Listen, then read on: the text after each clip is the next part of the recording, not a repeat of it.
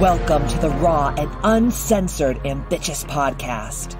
During our time here together, I will be instilling all of the strength, power, and determination you will need to use the very stones thrown at you to build your ultimate empire. We will redefine the word bitch from the derogatory to the acronym being in total control of herself. So let's adjust our crowns and prepare to live life ambitiously. Yeah, here I am, the original HBIC, Katie motherfucking Boyd. And I don't know if you hear some fucking heavy breathing, but Big Bernard is sitting next to me in the podcast studio. I'm ready to wring his fucking neck. Oh, well, I'm sitting next to you. That's why I'm heavy breathing. Oh, I don't think so. Yes. It's just part of your nature. It's just part of your nature. But you guys are in for a real treat because Matt and I are fucking exhausted. Mm-hmm. And this is such a bad idea to do this time of night. It's now like 7 o'clock at night. Matt hasn't eaten yet today. Yep. He worked out. He worked. I've been eating all day because I'm on my new meal plan. So I'm not like that. I'm not that fatigued, but I've been up since the butt crack of dawn, and we just meditated and did all of our shit. And I was like, bro, we got to do a podcast because I have none in the can. And he's like, fucking really? This time at night? So I'm already agitated. So it's going to be Don't take it out on me because I'm here and I'm ready. Well, the reason why we're doing a podcast tonight is, well, other than the fact that we don't have one for the podcast day, is we are going to be doing shadow work. So the last two podcasts, I talked all about why it's so important during your ambitious life to do this really deep, dark shadow work. And then I gave you guys some amazing journal prompts. I had a bunch of people reach out to me and say, oh my God, this is like amazing. This has changed my life. I've been doing a ton of shadow work in Ambitchious Academy. And today I said, Matt, why don't you and I just like randomly do some shadow work stuff that I've channeled, and I won't even tell you what we're doing. You won't know the questions beforehand. I won't even know what I'm going to be asking until I ask it. Great. This is like my punishment for something. I don't know, because she's tired. Yes. I like to take that's my shadow work. I like to take my aggressions out on everybody. Mostly me. So we're going to be doing some shadow work today. But before we begin, if you're listening to this the week that it drops, you guys don't fuck around. Bitchapalooza is here. We are doing the whole entire shebang for 48 hours. I took $444 off the top. So if you guys are in early access for Bitchapalooza, get your tickets now. Remember, it's happening January 6th, 7th, and 8th. Of 2023, which seems like really far away, but bro, we're halfway through 2022 already, and 6 months in, we're going to be doing Bitchapalooza.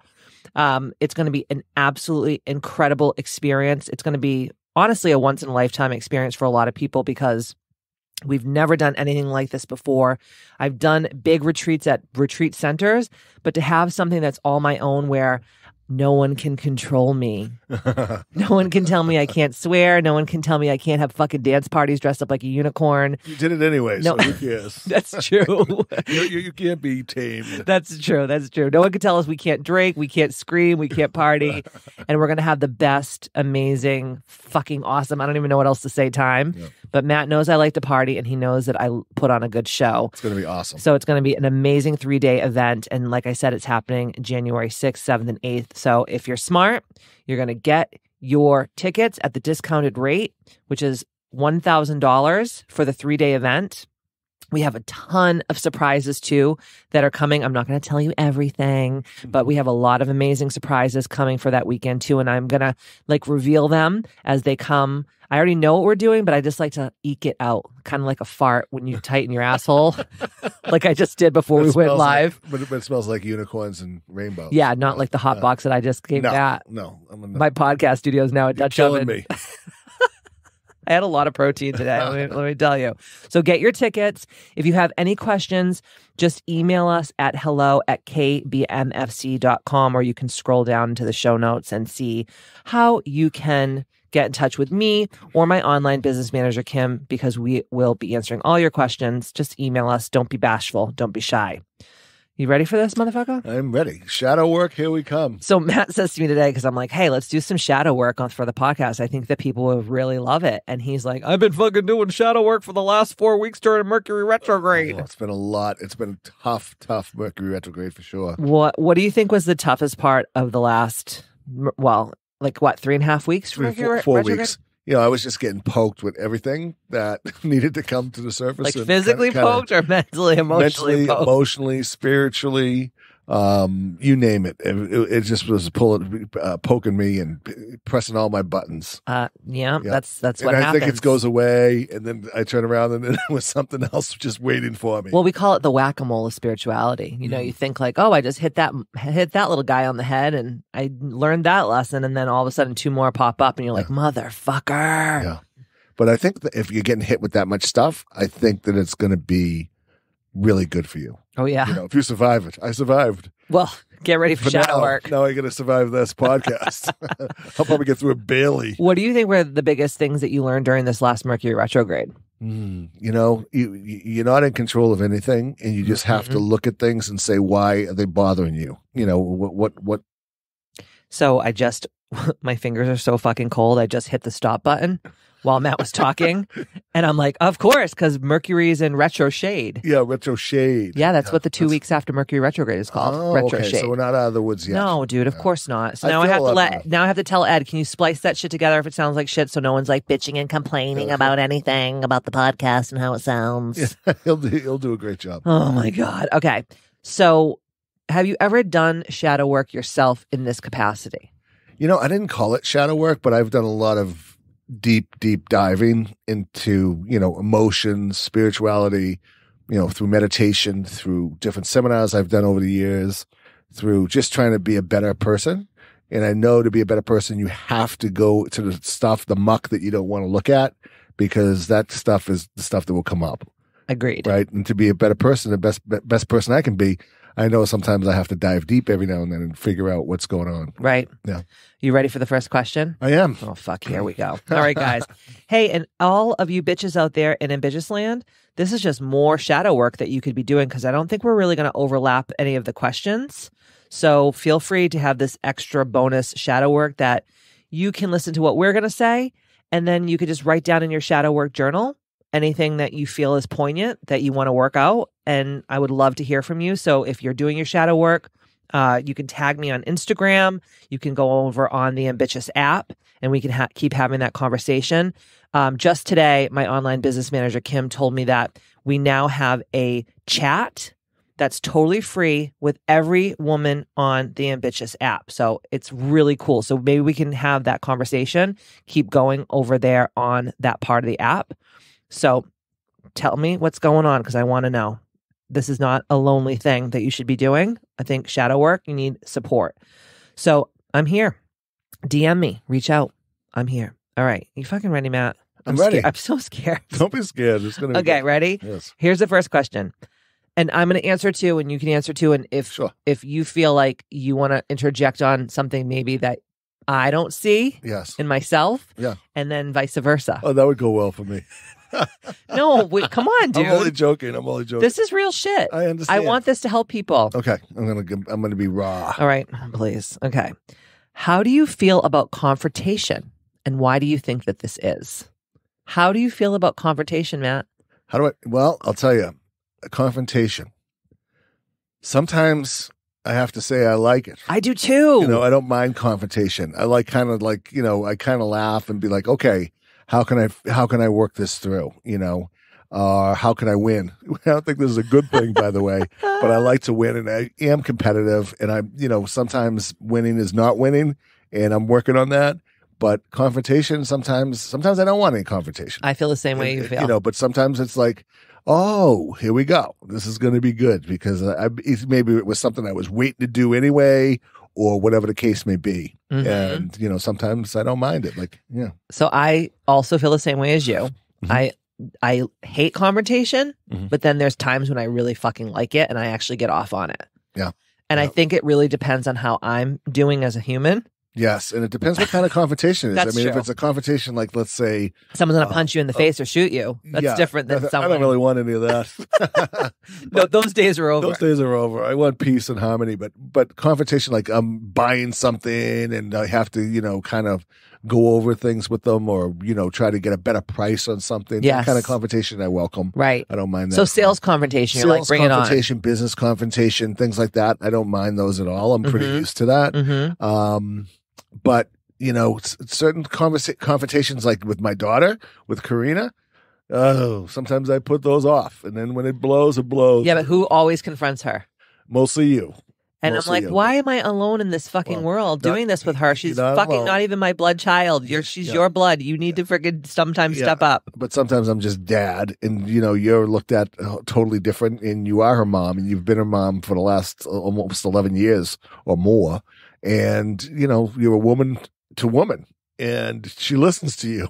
I can say the same thing. Yeah, but this is like literally what I do for work. This is like what I do for a living, and it's sucky sometimes when you have to like do what you do for a living at home with the people in your home. Yeah, well, that's just, that's what it is. Thanks a bunch, bud. That's your confrontation. You're a fuck. You're an asshole. But I don't like confrontation when it pushes my buttons about my morals, my ethics, and how hard I work at something. So like, for example, when I have every so often, I don't have clients like this anymore, thank God, because I know that I'm attracting the most amazing women to Ambitchious Academy and all the things that we do.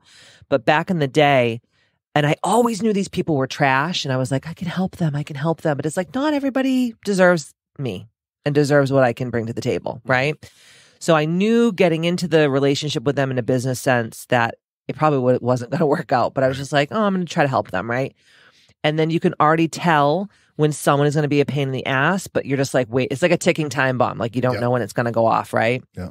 So when people will say to me, you're not doing this for me, you're not showing up like the way I want you to show up for me, I'm not getting anything out of this, I can't, I'm not making moves, you promised me that I was going to be a millionaire by the end of the year, and I'm like, I never really said that. Never really said that, but okay. I think you don't get that as much because I think you get it right up front, and you're like, something, I don't think this relationship's going to work. Well, now we do clarity calls. I don't just let but like Tom, Dick, and Sally come on and do stuff with me anymore. Right. Before I was just like, oh, okay, whatever. When I was younger. Yep. But now we do clarity calls, and on that clarity call, like I tell them, no, this is not going to be a good fit. Not a good fit. But every so often you get a little wolf in sheep's clothing that slips by the gates. Could happen. Yeah. And then all of a sudden you get the email that's like, this isn't working out and I want to cancel my membership and like all this stuff. But then you find out like they just came home from a vacation that they couldn't afford and they want to start, downsizing their membership things, right? Or they're having money problems, or a lot of it is just they're fucking losers and they would depend on... Tell us how you feel. I am. This is shadow work. You got to be really fucking open and raw. Sometimes people are just losers and they're going to just be mediocre for the rest of their lives. And no matter what I do, I could literally stand on my head and spit quarters for the whole entire time that they paid me. Yeah. And they still wouldn't, take the tools that I taught them and use them, right? And sometimes they'll hate you because you may be pushing buttons to make them, move or go towards the goals, the supposed goals that they want to achieve, right? Or whatever they want to, get out of the program. And when people talk shit to me like that, it just like triggers me so much. And I'm working on that. I know that that's a trigger for me. And it, like I said, it doesn't happen that much anymore, but every so often it does. And I can feel like that, 18-year-old Katie coming up. Not good. Like when I did pageants and people would say to me like, if you only just lost 10 more pounds, or, like your interview wasn't as good as so-and-so's, like things like that. Yeah. And it just makes you feel like you're not good enough. And I think that that's the biggest thing. So I hate confrontation like that, but I'm kind of like you with business. And sometimes like confrontation feels so good. I mean, I love sometimes firing clients. Mm-hmm. It just makes me juicy. Yep. It does. Because it's just like, fuck this, man. Like I have total control of my life and my business. I'm not going to just like serve these people that don't deserve it. Good. Yeah. I agree. Know what I mean? I agree. But you are good with that kind of confrontation for sure. Why do you think, the second part of the question is, why do you think that you feel this way about confrontation? So like when you have confrontation that's not like good confrontation, where do you think that came from? I think it's usually because I knew something had to be dealt with. And I was just almost like, putting it off or procrastinating opposed to but where does that come from? taking action. Where does the procrastination come from? Well, it's usually pain, right? So you're thinking, oh God, it's going to be so painful. I got to go over this with this person, or I got to talk to them about this, or I have to let somebody go, or I have to do whatever the case may be, or I have to have a tough talk with Karina, or I have to, whatever the case may be. It comes You're up. not answering my question, bitch. Yeah. What was the question? Where does it come from? Where does it come from? No, you're not, though. You're not Okay. telling me. You're supposed to be talking about, like, where does it come from your childhood? Because it all comes from back when you're younger. Yeah. Like, what happened to you when you were younger that you used to procrastinate on speaking your truth or confronting whatever? Where did it come from?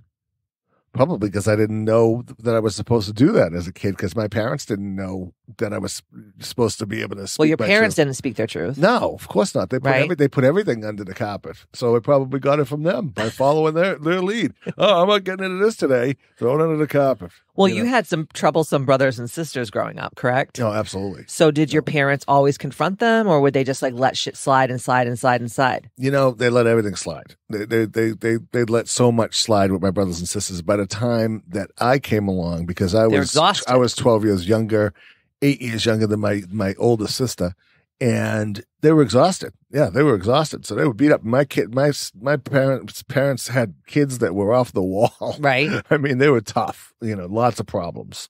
And so when you think about that, when you think about how you're saying to me right now that you can see where the procrastination and the not speaking the truth and dragging things out and sweeping things under the rug, because these are all these like phrases that we learned when we were growing up. Yes. Right? Yes. So now if you think about it, when you drag your dick and don't confront whatever's happening in your life, are you not emulating your mother and father? Absolutely. And no offense to them. I've never met them in my life. They're passed away, but does that make you feel proud about yourself that you're like emulating the bad parts of them? It doesn't make me proud, but it just makes me feel like I need to work on that. In other words, if something pain point comes up or something that I'm trying to put down or procrastinate, I need to face that. You are BTW, the biggest fucking procrastinator I've ever met in my fucking life. And I'm not a procrastinator. No, you're not. And that's one of the things that gets to you. But that's who I am. What right now, things? And that's where I am now, and I'm working on it. And it's funny because I always had these things about procrastinating. It was always like, oh, I work best under pressure, or I like to be able to do it, like in college, I'd, be writing the paper the night before, and, begging somebody to type it for me. That is so triggering. I had the 2-finger typer. Still are. It was a horror show. Still am. Yeah. But isn't this interesting though? Yeah. So when I always say to my clients, and you've heard me say this a million times, when you know better, you do better. Yes. So if this is something that you know is an issue for you, the procrastination thing, this has to be the thing that you always are pushing against. Yes. It was, and I'll tell you a funny story. Please do. A funny story with procrastination and something I didn't want to do because I knew during Mercury retrograde it was going to push my buttons. And I was doing some housework because you were working and I was home earlier, and I was doing some stuff, and I saw that you have, what is that stuff, the tub of stuff that you keep for the OxyClean? For the garden. Oh, yeah, like the stuff that I make soil with. Yes, what's it called? Compost. Okay, so the compost thing was like way over. Well, I said, I'll take that out. And I'm looking and it started friggin' pouring rain. And I'm like, something?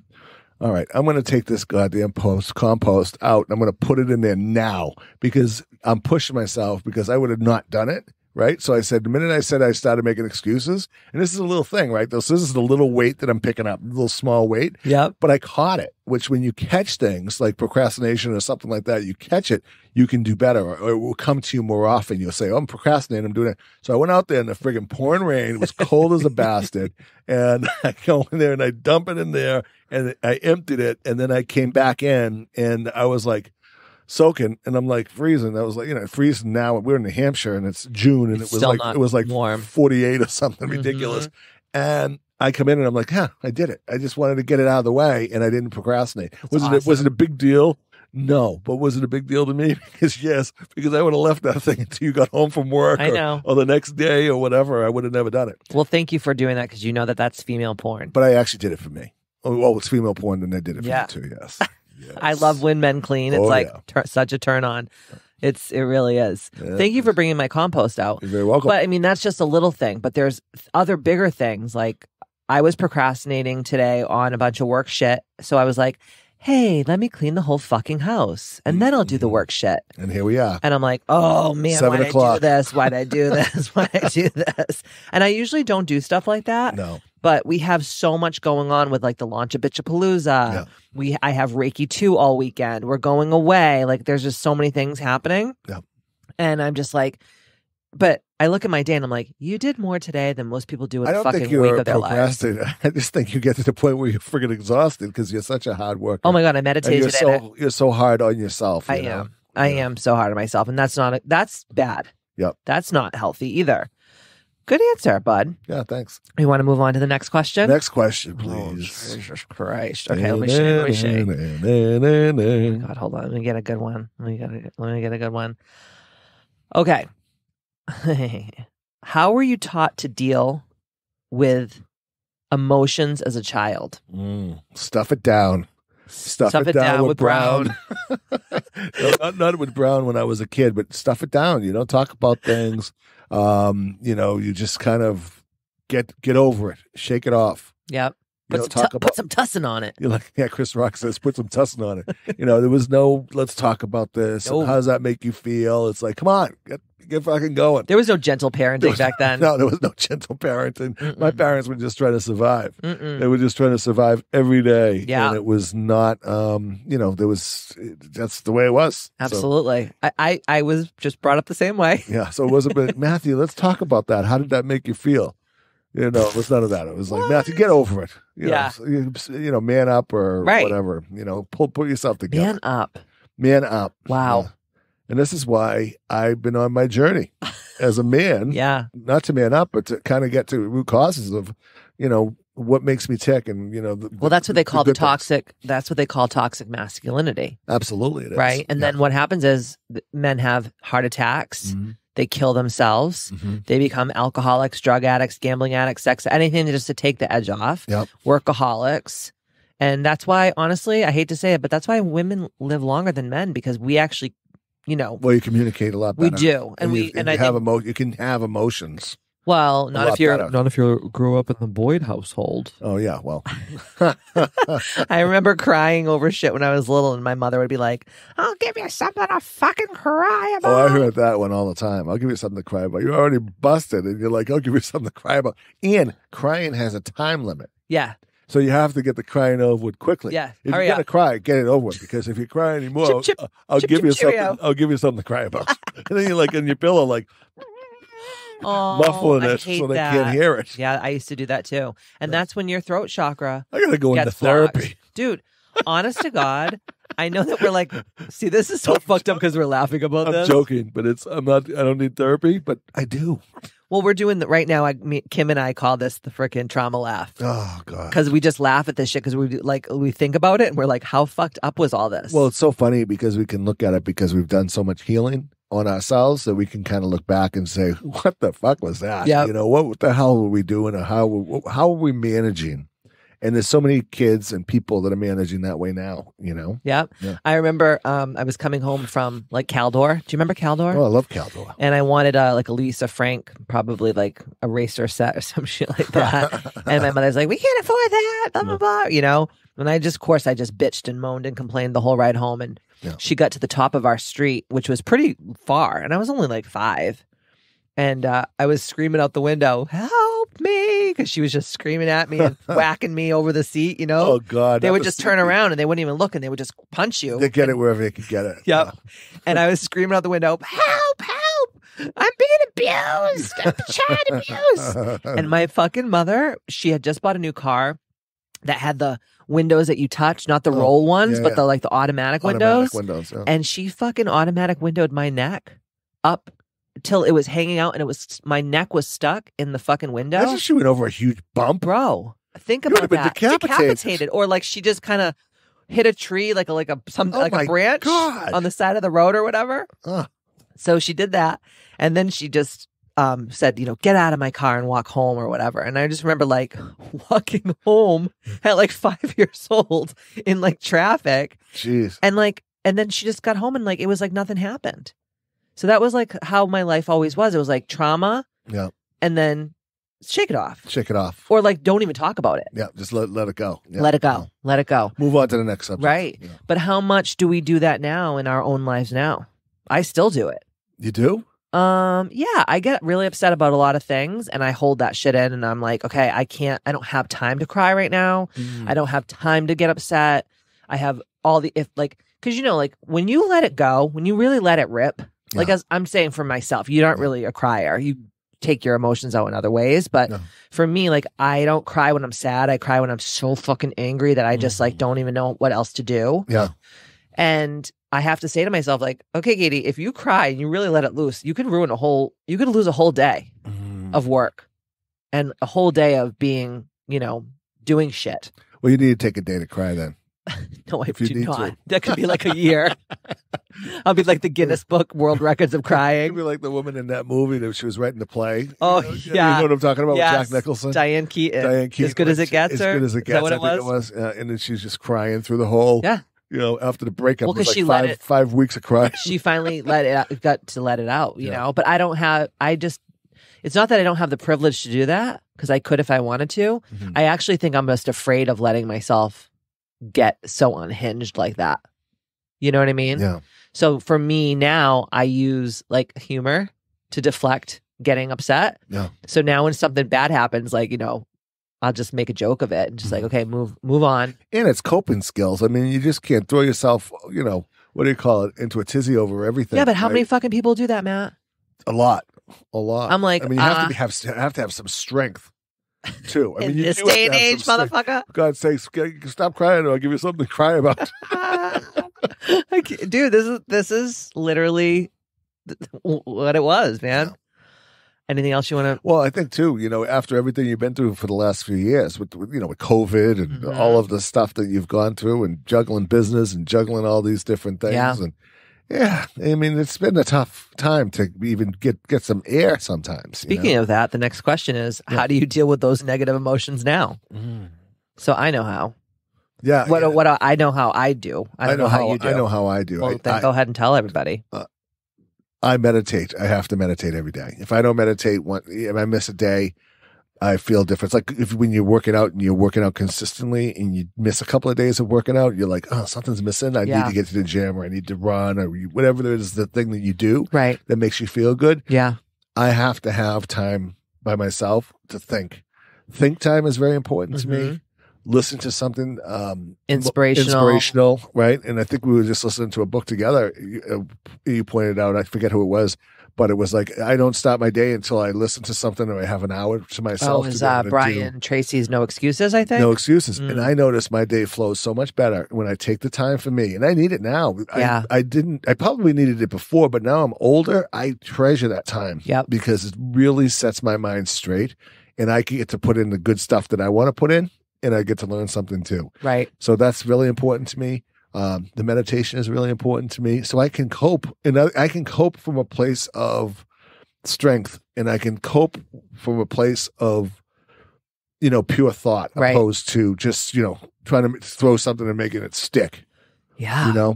And that gives me time to be able to deal with the pressures. Yeah, you're so fucking fancy. Life. I love how you're like, I just meditate and I have think time. I'm talking about also what negative things you do to cope with negative emotions. It's not all just sunshine and rainbows, motherfucker. Oh, God. I'll throw a freaking plate or a fork or something if I get frustrated. Matt likes to slam things. Or I slam something. And whatever's in his hands, he likes to put it down and slam it. I can honestly tell you the times I do that, usually I was not meditating or I didn't take time for myself or somebody intruded on my time that day and I allowed it. Yeah. So you're mad at yourself. Yeah.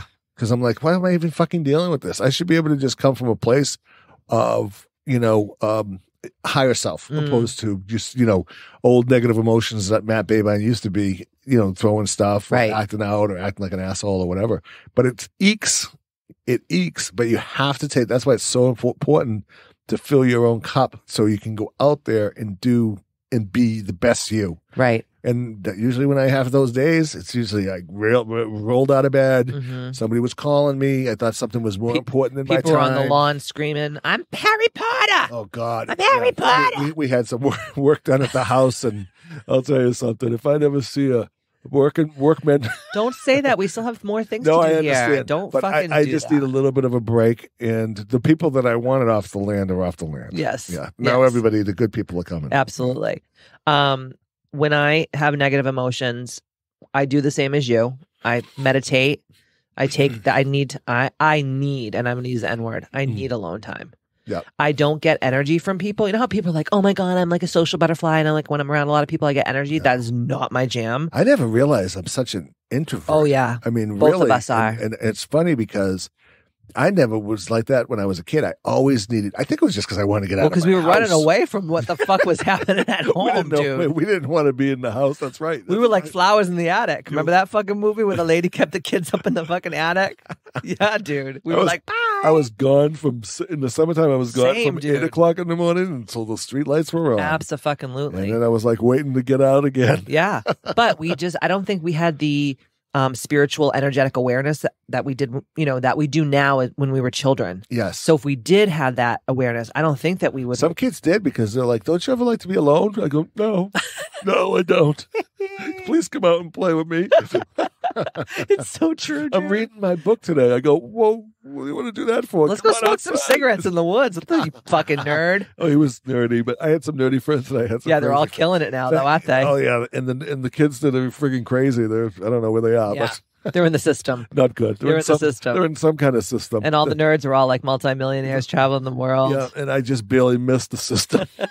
Same. But the skin of my teeth. But yeah, I do the same as you. I need that alone time. I actually meditate just like you. Mm-hmm. Self-care is huge for me. Like Matt's like, Jesus Christ, Katie, the whole day is just beauty regimen. And I'm like, honey, I'm 41 years old. Like, do you want an ugly fucking wife that looks like a troll that lives under a bridge? I don't think that will ever happen, but I like to do that. Like, I like to get my nails done. I like to get my hair done. Like, it's important to me, especially as I get older too. It's like, you can't just slap some wet and wild makeup on your face and go out. Time. And you're getting served Yes. by people too, where they're taking care of you Yes. instead of you just taking care of everybody, like the house, me, Karina, clients. Yeah. It's nice to have someone else do that for whatever. me. Yeah, right. It's nice. And then I clean.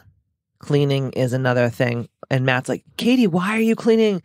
There's just something ritualistic about cleaning something, and it makes you feel like your energy is clean, and it makes you feel like your mind is clean. Yeah, absolutely. And I just do better work when my house is clean. Yeah, and I know when it's time for me to get the hell out of here. And thanks to Terry Boyd for telling me this a long time ago. She says, Katie loves to clean, and I'll tell you, when she starts cleaning, you better get out of her way and don't try to stop her. I go, what do you mean? Well, I found out about 10 years ago. I'm like, okay, honey, I got to go to the studio, or I got to go to the, I got things I got to do. I got to get out of here. Even it could be a weekend, it could be holiday. I'm out of here. No, the best is when last week I was cleaning the garage.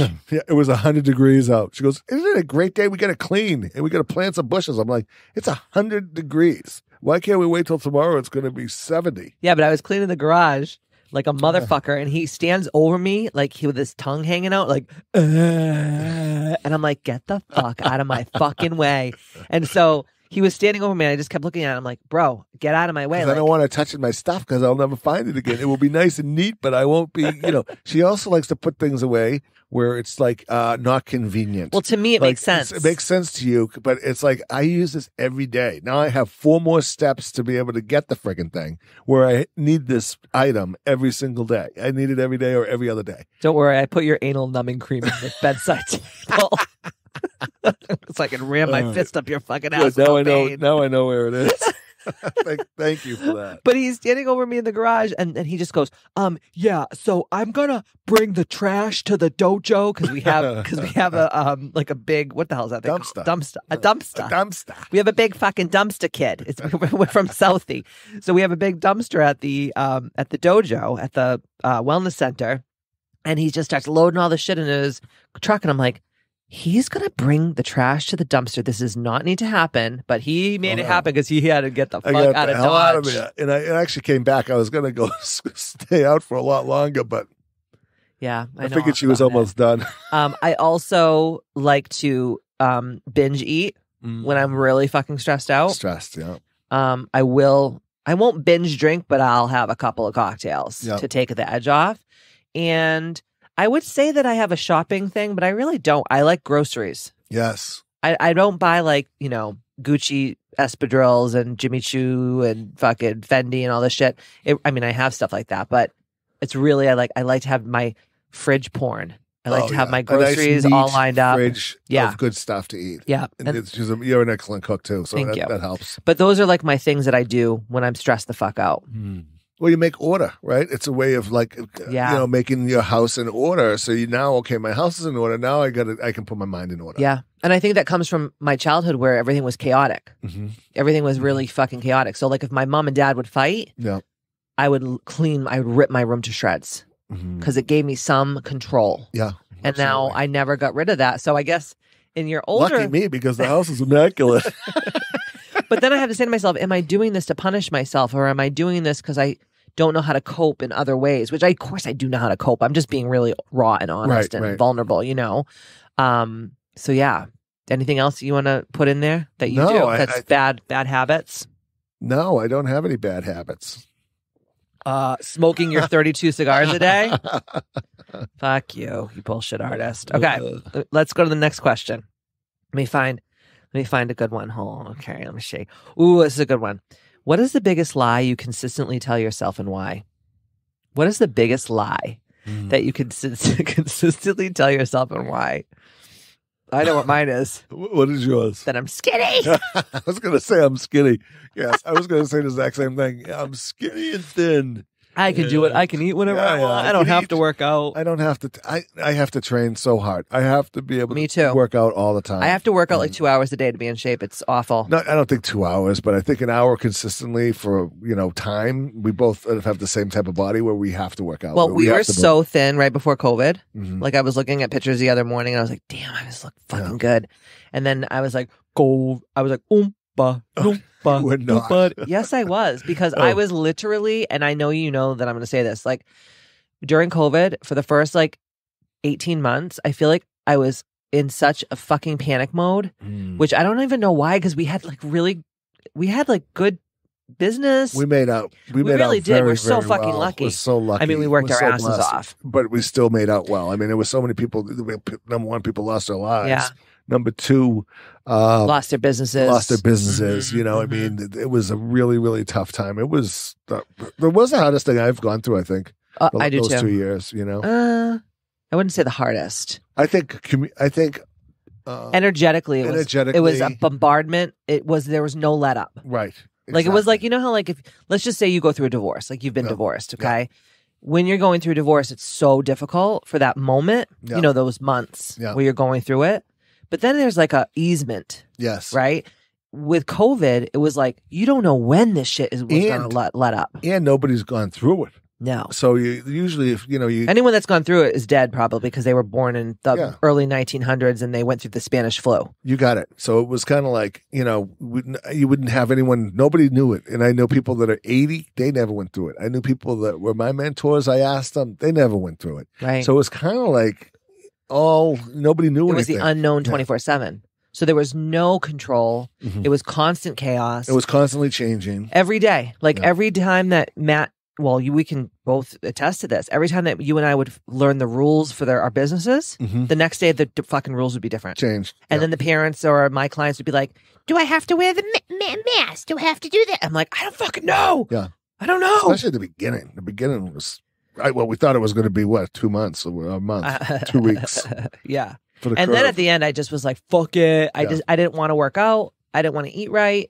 I said I didn't want to drink. I meant I wanted to drink every night. I couldn't wait for it to be 5 o'clock. I think a lot of people were like that. And the people that weren't, they were just, I don't know, they were stronger than me because But do you feel embarrassed about that? Because I feel embarrassed about it sometimes, because I'm Katie motherfucking Boyd. I'm the queen of motivation. I have overcome incredible odds in my life and I'm so successful.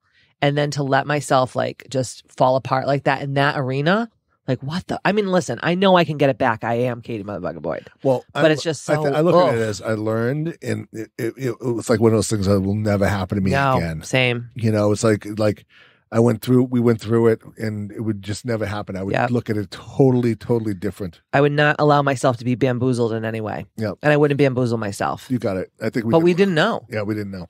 And then by the time that we knew, it was too late, and then I was just like, Me want cookies. Katie, you are not that. You're all right. Hey, we're healthy, we're strong, and that's the end of it. Like my grandmother would always say, well, you can get fat because you got a pretty face. Yeah. I'm like, that's not really helping me, Well, bro. what am I going to do? You are beautiful. Shush up. Oh, my God. But yeah, I think that was one of the biggest lies that I consistently have told myself in the last year or so. Yeah. You know, but like I said, we're on our regimen. We're eating healthy. We're working out. Yep. And that's all you can do. That's it. Take it one step at a time, because guess what? The time's going to go by regardless. Might as well move in the right direction. Yeah, exactly. 100%. Okay. Want to do one more? Yeah, let's do one more. All right, let me see here. I have so many here. Oh, God. Oh. Let me shake. I got to get a good one. How can I crush him? How can I leave Matt crying in his... oh, my God. There's so many, crying dude. in the podcast room. Many. There's so many. I know what she's up to. Ooh. Okay, how about this one? What are your toxic traits? How do these present themselves? And how do you project these onto others? So it's kind of a 3-pronged question, right? So the first one is, what are your toxic traits? So let's go through our toxic traits first. Yeah, go ahead. Okay. Oh, you want me to go? Yeah, go ahead, because I want to make sure I'm on the right page. What are my toxic traits? Oh God, I have so many. I have them too. So many. I was thinking number one, procrastination is okay. That's not mine. Okay, I have. So Matt's a procrastinator. Probably lack mindset. Yeah, I had lack mindset growing up. That always comes up and pokes me every now and then. Yeah, because I came from a very humble background. What else? What else do you think I would have? About you? Yeah, about me. Oh my gosh. Fuck. And now I notice the lack mindset. You're a bullshit artist. The minute I go like this, I go, okay, it's something like I want to say, I don't know if I can afford. I just buy the friggin' thing because then that's my punishment because I thought didn't have it, so now I'm just freaking buying it, right? Because if it comes up like that, I have to beat it down, just like the damn compost in the rain. Yes. If it comes up and it's something that I think that way, then I have to go the opposite way, right? So I'm getting so much better at it. Okay, so let's go back for a second. So I got to think about this. Your toxic traits are procrastination. Yes. Lack, scarcity mindset. Sometimes. What else? Just, it would be probably, fears that come up, You have, you're fear-based sometimes. Sometimes I'm fear-based. Fear-based meaning like it's usually things that I try. Usually when I get into this tailspin, it's usually trying to control things that I have no control of. The only thing I have control of is my mind. Yes. And when I know that and I say, okay, how do I want to look at this problem? And it goes back again to, did I set my day up right? Yeah. And those problems will go a lot smoother. They're always fucking great. Believe me when I tell you. But I come at it with a much better attitude. Yes. And I'll go through it much better. I think that's the key, right? I agree. Is that it? Yeah, pretty much. I'm going to Google toxic traits right now. Because now I feel like she's Googling Matt Baybide's toxic traits list. Okay, let me see here. Toxic traits list. 25 toxic personality traits. Okay, let me see here. Let's go through these. I probably have 24 of them. I think I have 2. Same. All right, hold on here. What the fuck? Okay. Okay. Negativity. I can be very negative.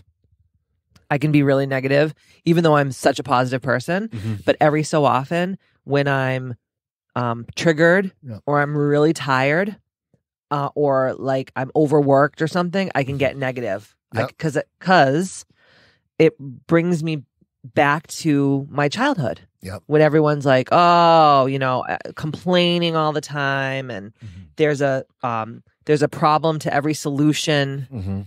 And because all of us have these programmings from our childhood, right? Because our brain is just a big computer and we have those groove patterns in our brains, right? That things get stuck in the grooves. So negativity is one of my toxic traits. I think everyone has that, but you just notice it because you've been working so hard. Other people just go automatic pilot on negativity. Yeah. I'm not automatic pilot. So sometimes I really have to try hard to be negative. You know, and I've also learned too, like when I most of the time when I had negative thoughts is when I was driving and I wasn't listening to something positive. Yeah. So now I think I learned it from you where you just put a nice book on or something like that. So where's that vacuum, right? And there's nothing there. You're going to come up with something. Absolutely. So you're going to think of, you're going to go in this, what do you call it? The loop. The shit pool of the loop of you're not enough, you're not strong enough, you're not smart enough, you're not wealthy enough. Who do you think you are? Who do you think you are? Yep. That self-talk, right? That little voice. Absolutely. You have to friggin' control that little voice. Yeah. The little voice. The army of the aliens. And if anyone's saying, what's the little voice? It's the little voice saying, what's the little voice? Exactly. The little voice, consciousness or whatever you want to call it. It's that questions that you constantly ask yourself or the negative comments that you ask yourself. And to beat it down is a lot of work. A lot of work. I'm getting scared because I'm like reading on while you're talking, and I'm like, I have all these. You don't have all of them. Yes. All right, the next one is judgmentalness. Oh, I'll tell you one that you have. What? You are a hypochondriac. Oh my God, I am. I am a hypochondriac. You're a hypochondriac. I have like Munchausen syndrome, but not to myself. No, to me. Wait a minute, Matt. Judgmentalness. I can be judgmental. Yeah, it's one of the things that I try not because I know I'm doing it, and I have to be like, Katie, you're being fucking a judgy bitch, and you tell people not to do this, and you're doing it. But again, judgmentalness is a groove pattern in my brain. Like, oh God, the way I grew up was my mother would be like, oh my God, what the fuck is that bitch wearing? She looks like a fucking asshole. Like, that's what we live with. Right? Yeah. Or like, my mother would be like, who does she think she is wearing that skirt? She looks like a cow, you know? Yeah. And why would you even think that? Right now would be like... My mother is honestly, by the way, she's like the nicest person. And I don't even think that she thinks these things. I think that she learned those things from her mother and her mother. She's just in a loop. Yeah. But people say things that they don't even know why they say them. Teresa Boyd does that all the damn time. Yeah. She just... Poor Terry. I know. Why are we beating up on Terry today? I'm not. Sorry, Mom. I love you. Terry, I'll save you. All right, judgmentalness. Dishonesty. Who hasn't lied in their life? Yeah. And who doesn't still tell like a little white lie here and there just to like make their lives a little bit easier? Yeah. I'm honest now. But I would definitely, growing up, I was definitely probably... Oh, I was a lying sack of shit. Yeah, I always had a story or something. Always had a story. Yep. The dog ate my homework. Yeah. Oh God, it was so many stories. But now I'm pretty honest. Okay. This is one of my number one ones. Rigidness. I have a hard time being flexible and I have a really hard time being in the flow. And I think it has to do with how I grew up because I grew up, like I said before, in that chaos. Yes. So when I know like, then I'm going to fart, then I have my coffee, then I do that. Like it makes me feel safe. Yeah. But rigidity in any way is bad. Makes you break. Yeah. Because then I freak the fuck out and I lose my shit. And everything's changed. Yes. So I'm the same way. I mean, I'd like to be the oak tree, but I will not move. Yeah, but you got to be the palm tree. You got to bend. I got to bend. Yeah. I think I'm doing a lot better. Rudeness. I'm not rude. No, I'm not rude. I'm not rude. I'm actually overly nice to the point where I think people think that they can be fucking rude to me because I'm not rude. Right?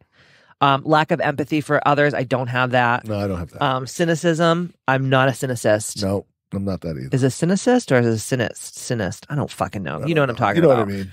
But, you know, a person who displays cynicism may think that interests and goals motivate people to the detriment of others. For example, a cynical person may assume that a polite server was only friendly for a good tip. I'm not. That's not me. No. Recklessness. I'm not reckless. No. I'm actually the opposite. I'm not reckless either. I'm a Virgo. That's true. Reckless. Oh, speaking of Virgos, pickiness. Are you picky? What do you think? I can be picky. I'm picky too, but I'm not picky with people. Like I'm not like, don't serve my food that way or don't do that. It's more I'm picky with myself. Myself too. Argumentative. I'm not argumentative. No. You're not either. Quick to anger. No, I'm not like that. Bossy. You have bossiness. I'm bossy. You are bossy. Believe me. Why? Why do you say I'm bossy? I think you're just the way that I wouldn't have to boss you if you just do what the fuck you stop procrastinating. See, if I stop procrastinating, you'll have nothing to be bossy about. And I think you're only bossy to me, right? How are you bossy to other people? I'm not bossy to... I shut that fucking thing off 300 fucking times. I kind of like it. I hate it. Just, gives me a little juice every Literally, it keeps you on your toes, and everybody out there in a bitch's lid that's listening is like, that fucking goddamn Gmail thing. Leave it on. Whatever, I don't care. But I've tried to shut it off 300 times. It's just like my read receipts on my friggin' iPhone. I'm like, what the fuck? Who cares? I'm like a 90-year-old lady. Bossiness, yeah. You're bossy. I'm bossy to you. I used to be more bossy with my clients, but now I realize as I get older and my career and in my business that's like, I can only give them the tools. I can't boss them and make And them you do don't the boss work. me as much as you used to. You used to really try to boss me. I'd be like, what the fuck are you talking about? I'm not doing that. I was bossy when I was a kid too. Oh, I can tell. I can see you. Like I would be like, you're not playing Barbies the right way. You need to play them this way. I could see that. I could see that. Self-centeredness. I don't think that we're self-centered. I mean, I'm self-centered in the way where I like to take care of myself and things like that, but I'm not like, I'm self-centered that I need my time, like that. Yeah, but you don't put your wants over other No, people's no, needs, Arrogance. I'm not arrogant. No, I think a lot of people will say, oh, she's fucking arrogant. But if they really know me, I'm not an arrogant person. I'm actually the opposite. You're opposite. And you're not arrogant at all. Greedy. No. I can be a little greedy. Like, what do you mean? Well, I worked so fucking hard for my money all these years. It's like, I don't want to be just giving it out to Tom, Dick, and Harry. Being greedy. That's just being, what do you call it? Oh, wait a minute. A person who's greedy may take more than they need. No. To the detriment of others. No. Oh, for example, here's a good one. What? A friend with greediness may eat a slice of cake you saved for a friend who missed the cake cutting. Who's that sound like? It sounds like me. No. Who does it sound like? You know who. Who? Karina. Oh, Karina will eat the cake. Wait a minute. Karina will lock your arm down if you try to take the last piece. I will, if there's leftovers in the house, you're probably not going to get it if I'm up late. Oh, my God. Dude, isn't it the worst? So maybe I'm greedy with that because I will eat your leftovers if it's in the house, if it's something I like. The worst is when and I know all you ladies out there in Ambitchious Land know what I'm talking about, when you go to work and you're like, oh, I get to go home and eat my fucking leftovers from my restaurant last night. And I go in the fridge and they're fucking gone. Yeah, sorry. And I see the Tupperware or whatever in the friggin' trash. I'm like, bitch, kill you. You are greedy, piggy. Stinginess. No, I'm not stingy. Are you stingy? Mm. No, I'm not stingy either. I'm actually the opposite. I think I overly give. Yeah. Too much. And that probably is a shadow thing too. When you're too I want to be giving to the point where if I'm getting good service or something like that, and I'm at a restaurant or I'm going somewhere and I'm just like, it's unbelievable. Or, the guy who just finished our job here, who was one of the head people. Yeah. We gave him a nice tip because he was just awesome. Yeah. I mean, that's just being a loving, kind, appreciative person. And, I know he doesn't get that all the time. Sneaky. Depends with what. Stealing your leftovers is sneaky. No. I could probably be a little sneaky. When are you sneaky? Like I'm like a hard get out of here. I know when Matt's sneaky. One time Matt went to Boston with his boss, who's like his dad. Shout out to Cabot Carabat. Oh. And Jeremy Brockman. Shout out to Jeremy Brockman if you're listening. And he went out and they got bollocky bare ass, white girl wasted. And he slept out that night at a hotel in Boston. All the boys did. And the next day I was like, oh, my husband's coming home. I'm going to make him a beautiful frittata. And I'm sure he's hungry. And he walks in the freaking house and he's like, oh my God, I'm going to throw up. That smells so bad. I'm like, okay, just go to bed. You're so fucking hungover. We were just talking about this the other night too. This was when we first started dating too, by the way. Yeah. And he just went to bed and I was like, whatever, fuck it.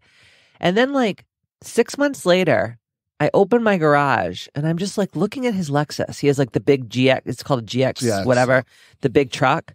And I'm looking at the car and I'm like, what the fuck is wrong with this car? What is wrong with this car? Big fucking dent in it. Okay. And I'm like, oh my God, when did he do this? So he's like, oh my God, I don't know how that happened. I don't know how that happened. And then a couple weeks later, you're like, I can't lie to you anymore. I fucking backed up into a pole. in the parking garage. The next morning, I was so tired and hungover. I was like, "Oh God, I just want to get home. I just want to get home." I've been there before, but I've never fucked my car up. Thank God. It was just, it was a little bump, but I mean, I was the whole back tail end of your car was crushed in like a soda can. I was embarrassed. So he's a sneaky motherfucker. But the best part is, the other day I was cleaning the garage, and your new Lexus, the same truck but the new version. Has a big scrape on the side of it. Yeah, that scrape. I don't know where that came from. Oh, that's the truth. I don't know where that is. All right. I swear to God, if you come to me in 3 months and say, "Oh, it's actually this day," I'll take your dick and I'll make a fucking balloon animal out of it. That wouldn't be good. Nope. Or maybe it could be a little fun. No. No. Think about that. Yeah, that's not good. Okay, so anyways, moving on. Thoughtlessness. I think that's it for the Ambitchious Podcast today. On that note, thank you out there. No, we're getting into it. Wonderful life. Listen, this is my podcast. It'll be over when I put you through enough pain. Thoughtlessness. No. I'm not that. Disruptive. No. You avoid I conflict. used to be disruptive when I was really? at school. Tell me more about that. My God, I was a monster. Why do you think you were disruptive, though? I was bored. You were bored? Oh, yeah. You think you were acting out? Probably acting out in school. Yeah, I was like the class clown. I was too. I was disruptive, and I don't know. I just didn't. Do you think you wanted attention? No, it is. I love learning, but I didn't like the way they were teaching it. And I didn't want to learn what they wanted me to learn. Yeah, exactly. Like, I don't give a fuck about whatever the fuck is going on 300 years ago in our country. I mean, even it's though I know important everything. to know now, but I think I was just like this. Well, you're a rebel. I was a rebel always. Me too. Yeah. Me too. I'm a rebel without a cause. Yep. You don't avoid conflict. That's not you. Nope. Impulsive? No. I am not impulsive. I always think about things before I do them. Lazy? No. You are not lazy. I am the opposite of lazy. No. Sometimes I can beat the lazy bug back. Matt is so fucking lazy. I'm not so fucking lazy. I just well, number one is I've been doing things longer than you, so now I'm like, I don't want to do something like that. I just don't want. I choose. If Matt could sit, but sometimes I am lazy. Yes. If Matt could sit and smoke all day with his dick in his hand, he would be a happy motherfucker. No. Yeah. No. That's pretty much what you do now. Yeah. So I'm going to do after dinner. Oh my God. Ew. Apathetic. What does apathetic mean? A person with apathy may struggle to care about things, goals, or people. For example, an apathetic manager may struggle to work on their relationship with you because they aren't invested. No, not into that. Lack of self-awareness. Oh, but no, I do not have this. I'm actually hyper-aware. But I know a lot of self-aware, a lot of people that do not have self-awareness. It's fucking wild. Yeah. To be around those type of people. Now I'm being judgy. Yeah, now you're being judgy. and bossy. Oh, shush. And then the last one here, I'm sure there's other ones, but it's called absolutism. A person with absolutism may view situations, people, or the world through a binary like good or bad. For example, an absolutist friend may see another friend as bad because they upset them despite a friend apologizing. No. I don't have that. I'm Somebody not into apologizes to me. Oh, I always forgive people. 100%. 100%. Oh, this is like I got to read this, man. This is like a really good thing that I found here. Good. Okay. That's the podcast. It was a great podcast. Thanks for having me on. Beating the crap out of me. It felt so good. Reunited and it feels so good. Do you want to say anything else out there to the ladies in Ambitchious Land? I love you guys, and that's about it. And thank you for having me on, Katie. I had a blast. Oh my God, you're just hungry now. You want to get off the podcast. Yeah.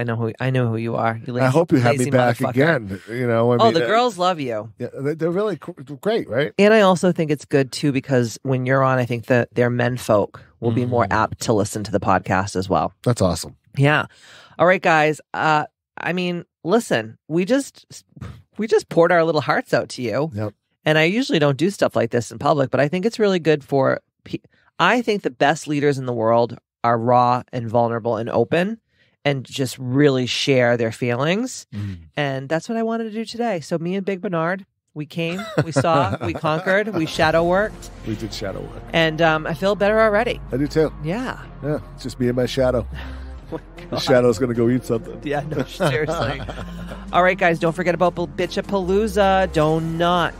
Do not miss out on this incredible opportunity to come shake your ass and be all spiritual and set your goals and make 2023 your bitch. In the meantime, I love each and every one of you. Don't forget to share this with all your people, and don't forget to stay ambitious.